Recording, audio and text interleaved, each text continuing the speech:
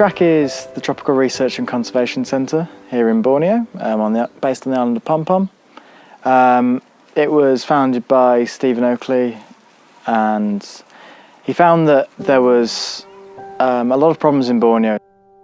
We set up TRAC a long time ago so that we could try and make a difference in a way that wasn't possible working from a university. Biggest problem here is bomb fishing, which, unlike most conventional fishing methods, just obliterates the home of the fish. It doesn't just kill the fish, it kills the corals, which have taken hundreds of years to form and will take hundreds of years to form again.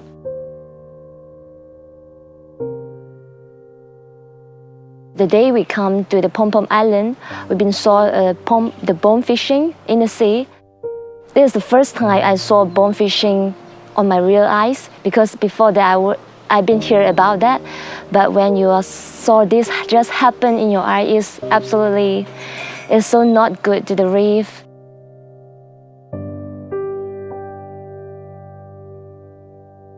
They buy a bomb, like a dynamite bomb, for about 5 ringgit, so less than £1 English. They drop it and basically it kills all the fish, so it's a quick way of fishing, worse than taking a net. But of course, when you're blasting everything. You're killing all the coral. They're killing complete schools of fish, and it's unbelievably bad.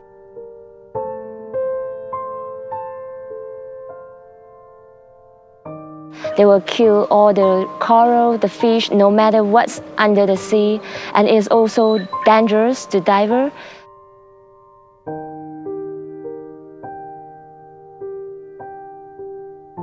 If you go outside of our house reef, you can see the devastation that the dynamites have had.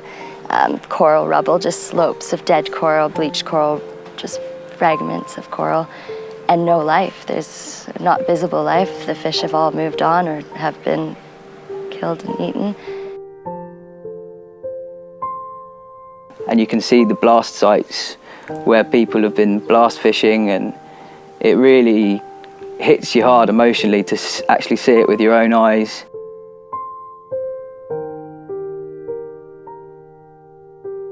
There's nothing in those areas where the bomb fishing has taken place, but then as you swim across and you see the bottle reefs, all the marine, all the wildlife, all of it's back in those areas.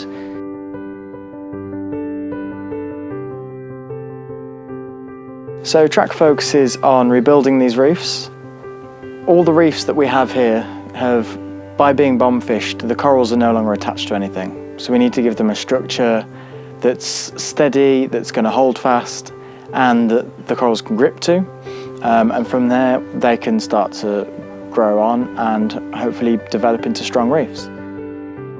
The artificial reefs that we put down igloos, which are basically just pipes made into an igloo shape, and they're not very pretty to look at.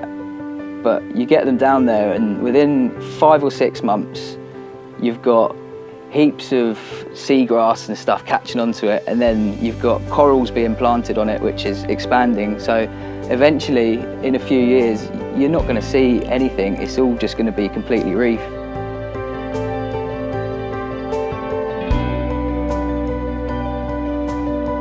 The most successful example we have of this is the ribbon reef at the North Tip.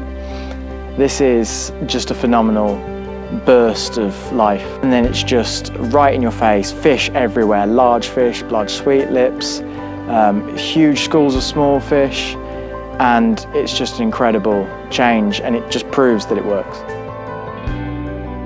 I think just like 3 months ago or something, and they start to build like a lot of those igloos and bottle reefs, and they sunk it, and then now I'm here 3 months after, or 3.5 now, and I see already a big difference in the reefs. They just sunk 3 months ago, and it's really cool to see. You see already small, tiny fish start to move into the bottles. You have small shrimps, crabs, and some fish schooling around, and yeah, it's cool. You see a big difference already.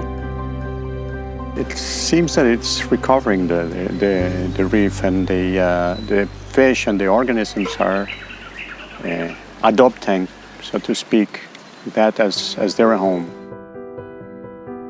Basically all the marine wildlife and everything is coming back into those areas. Turtles like to scratch on the bottle reefs, I've noticed, which is amazing.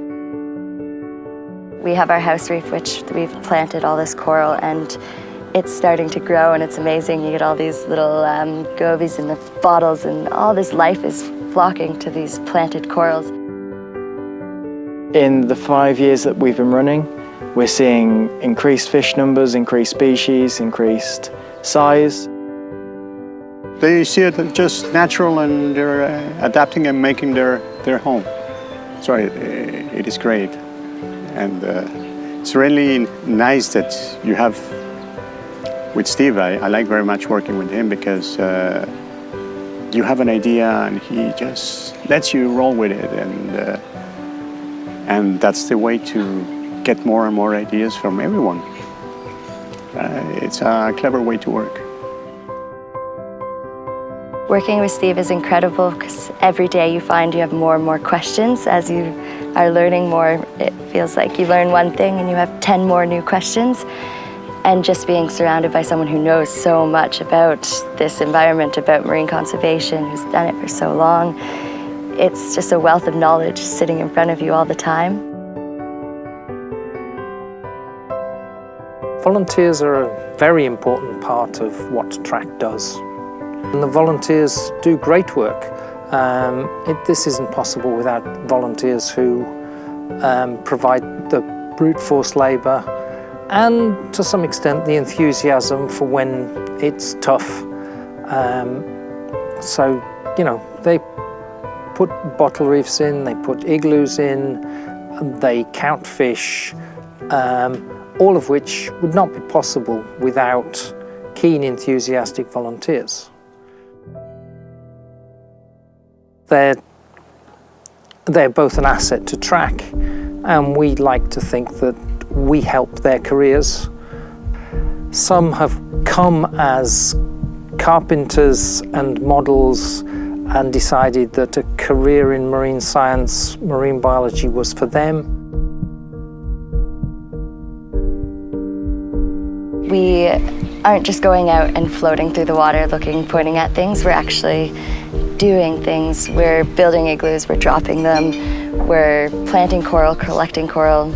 Sometimes with the A-level we'll bring slates down and we'll actually record what we're seeing down there. So it's not just a mindless drift through the water. At TRAC we're doing work dives, and it's fun, it's exciting, we're learning lots. Some people come just to snorkel, some people don't actually dive, and that's fine too. There's always stuff to do, whether you're a diver or non-diver, or want to dive, or you've dove for 50 years. I think there's always something to learn here. TRAC, what they do here is amazing. When you see it for yourself, when you go down and see what they've done, yeah, it's definitely changed my view and the way I see marine conservation, and the direct work from all the volunteers, regardless whether you're diving or snorkeling. You know, there's proof. The proof's in the pudding, as they say. It's right out there, and you can see it. Everyone can see it if they come here.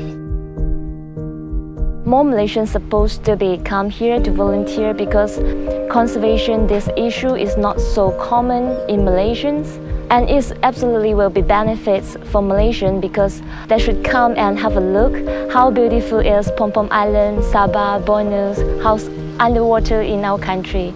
They'll be amazed, and I think after that they will start participating in conservation jobs.